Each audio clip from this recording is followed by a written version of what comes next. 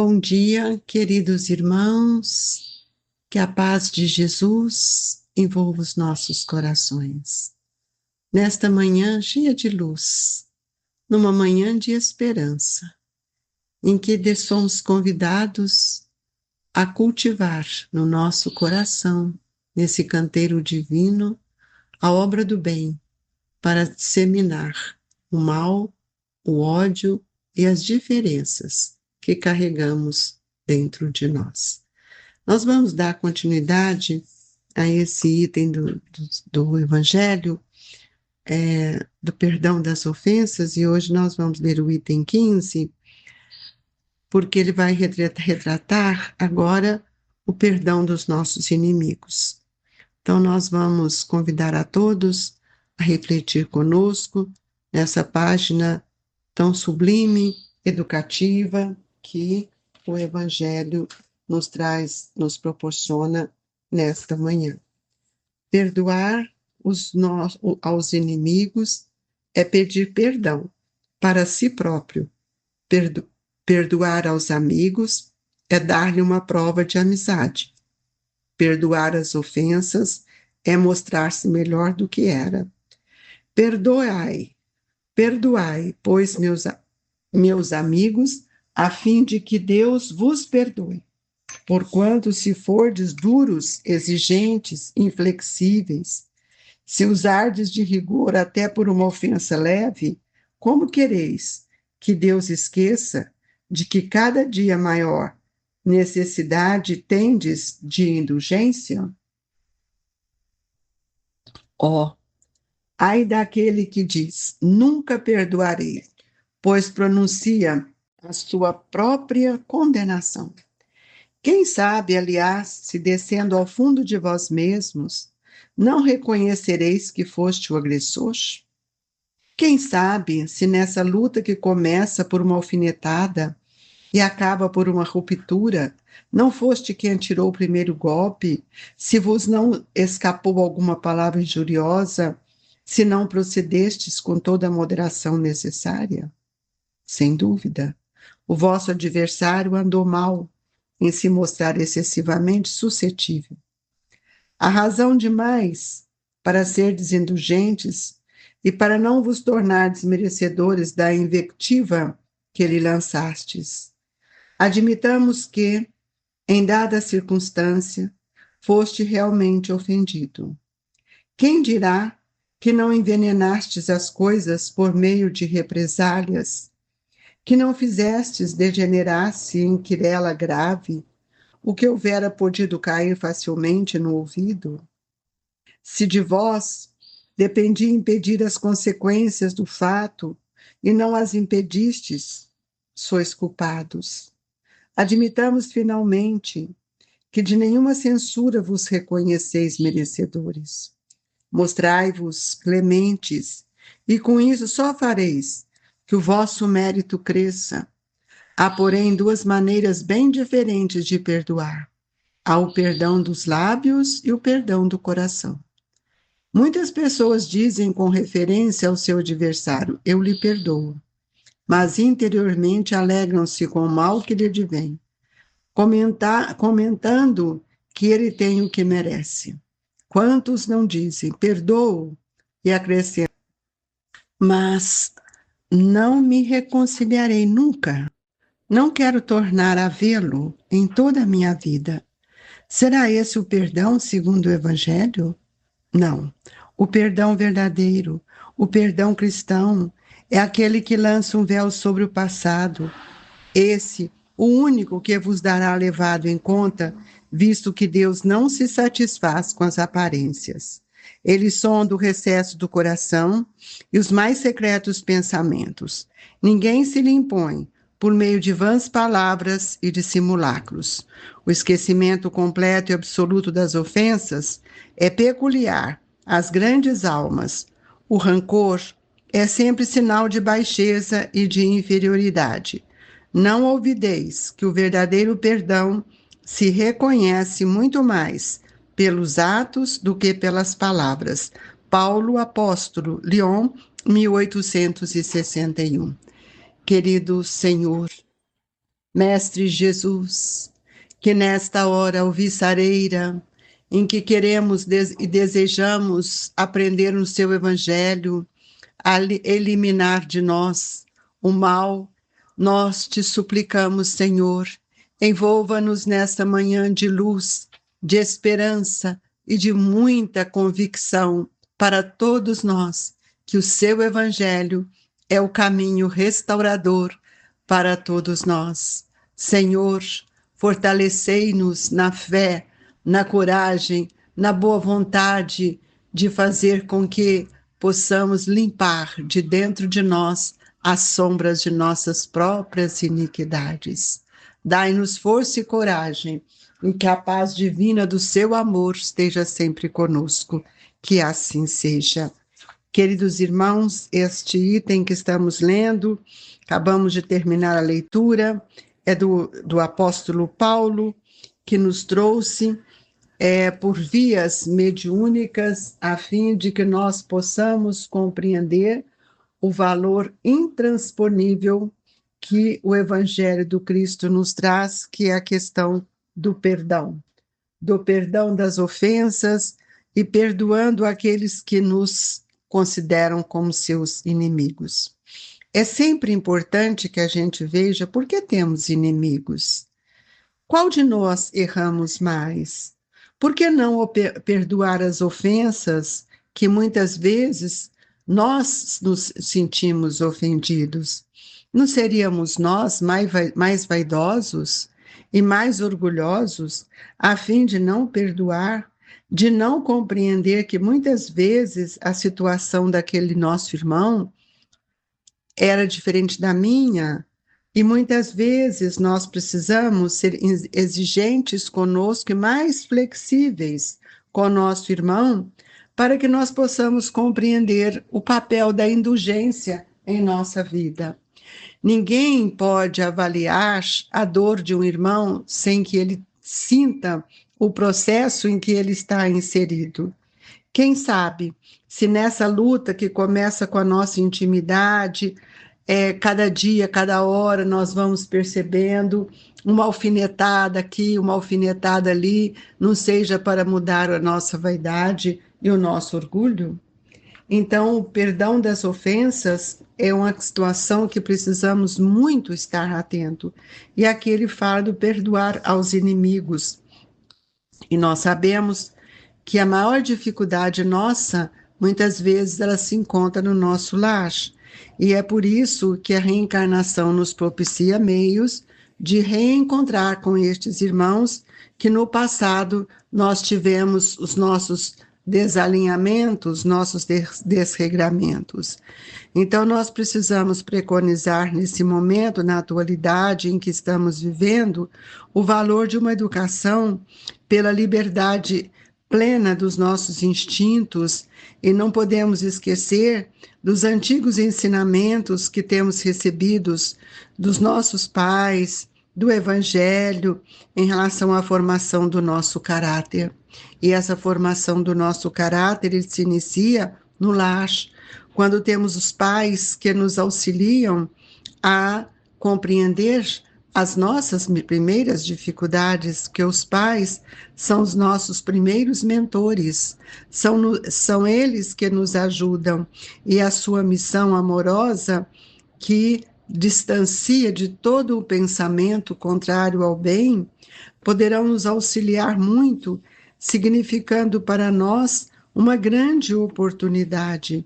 E nós vamos ver que no lar é que nós instituímos a verdadeira educação, e a tarefa doméstica nunca será, para nós, improdutiva.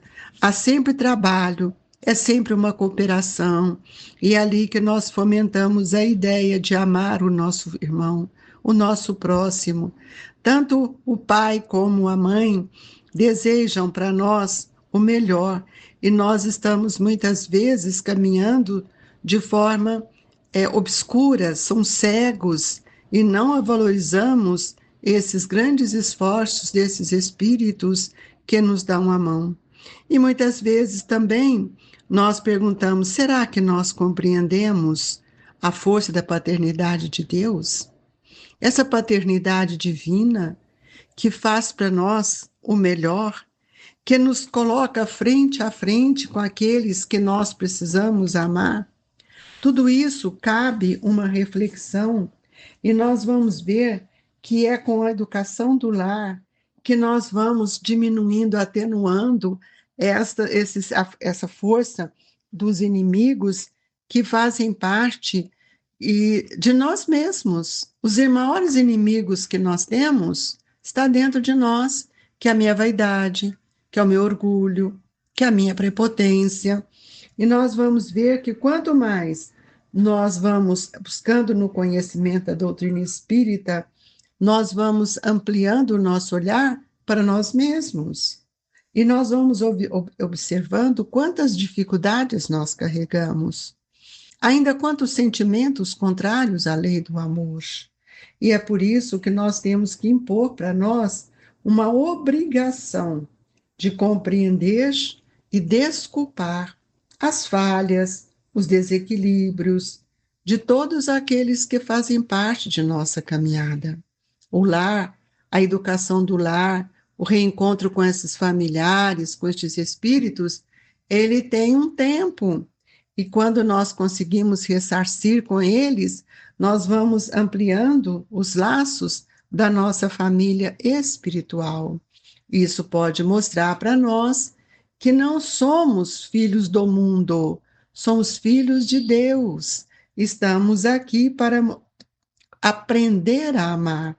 E nós estamos sentindo dia a dia as dificuldades que nós temos tido para amar, dissensões entre famílias, e às vezes nós escutamos uma pessoa dizer para nós: nunca vou perdoar o que ele fez por mim. Aí você está dando a sua própria condenação, porque você está mostrando que está descendo ao fundo de nós mesmos, de você mesmo, amigo. Não para que você possa externar dessa forma, mas você está procurando reconhecer que o agressor é você mesmo, porque você agrediu um dia, por isso que você não aceita a recuperação, a reeducação.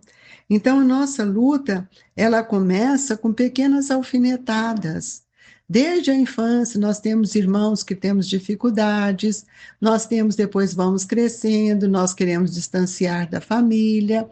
Tudo isso é para nos mostrar que nós ainda não conseguimos fomentar o desejo de amar, mas só às vezes de receber, com exigências, com cobranças. Então, nós vamos ver que tudo que nós fizermos, nós precisamos colocar a razão acima de todas as coisas.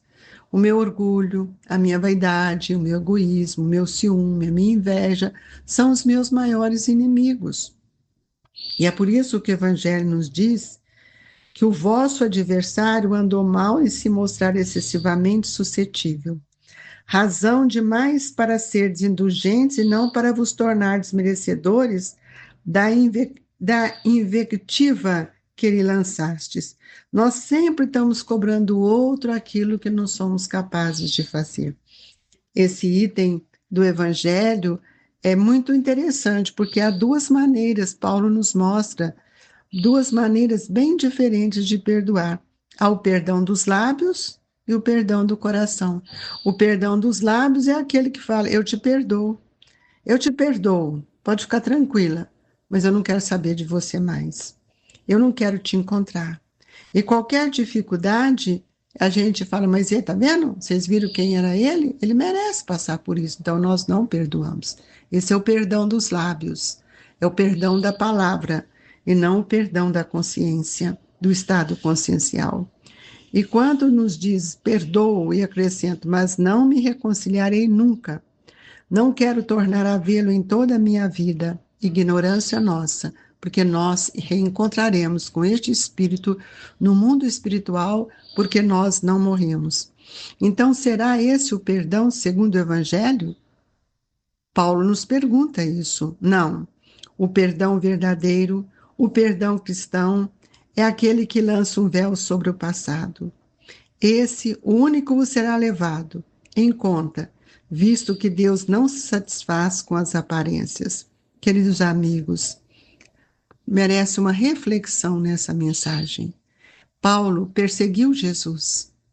Jesus, como espírito elevado, superior a todos nós, veio como um filho unigênito, escolhido por Deus para ser o modelo, o guia da humanidade, para ser o mestre que veio nos ensinar.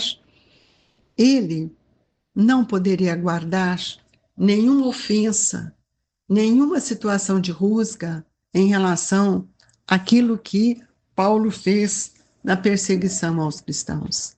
Jesus estende a mão para Paulo e Paulo redime. Paulo converte, não é converter em palavra, ele se redime, ele reconhece a grandeza do Cristo e dos seus ensinamentos em sua vida. Por que nós ainda não reconhecemos? Isso mostra a nossa inferioridade espiritual. E foi por isso que Jesus disse aos discípulos que eles não fossem aos gentios, porque para ir aos gentios, que era um povo pagão, precisava de uma pessoa que fosse o seu vaso escolhido. Paulo foi esse vaso escolhido. Se Estevão ou Gesiel, que era o seu nome de origem, tivesse ficado magoado, ofendido com as situações que Paulo lhe fez de perseguição, de prisioneiro que foi, de arrancar as suas unhas, que sentimento teria ele contra Paulo? E ele, muito pelo contrário, na posição de Estevão, ele passou a ser o benfeitor de Paulo, porque ele reconheceu que o Paulo não tinha ainda o conhecimento que ele tinha. Assim somos nós, amigos. Que conhecimento eu tenho para que eu fique permanecendo no mesmo diapasão do ódio, da vingança? Então, é preciso que cada um pense, reconciliai-vos, nos disse Jesus. E aqueles que estão à sua volta, no seu lar, são os espíritos que mais precisam, por isso que vocês estão no mesmo lar. E é por isso que nós precisamos amar o nosso inimigo, para que a gente possa verdadeiramente constituir e formar os vínculos com a nossa família espiritual. Porque quando eu chegar no mundo espiritual, aquele que foi meu pai deixou de ser meu pai, mas não deixou de estar comigo nos vínculos da gratidão, do amor, da aproximação. Eles estão sempre prontos para nos ajudar.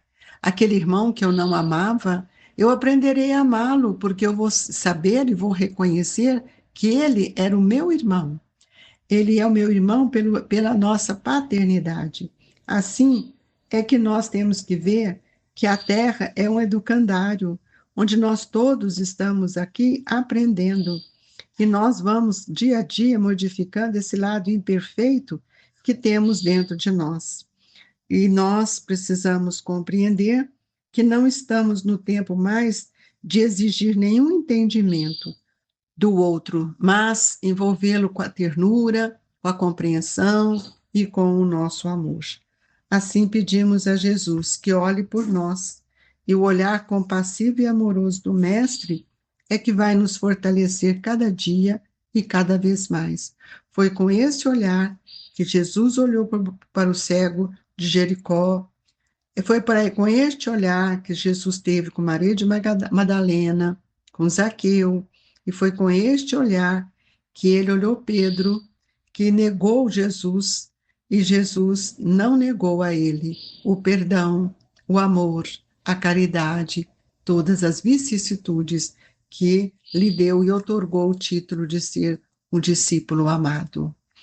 E nesta hora de reflexões, convido a todos a refletir na sua situação mais íntima, para que durante o passe você possa reconciliar com você mesmo. Não fala para o outro que te perdoa com os lábios, mas perdoe com o coração. Que Jesus possa nos fortalecer nesta hora, enriquecendo-nos de esperança, de força e de coragem.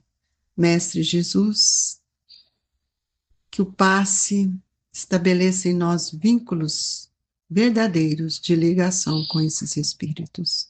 Fluidifica a nossa água e que a paz augusta do seu Evangelho permaneça ativamente na nossa consciência, contribuindo com as nossas escolhas e as nossas decisões. Obrigada, Jesus.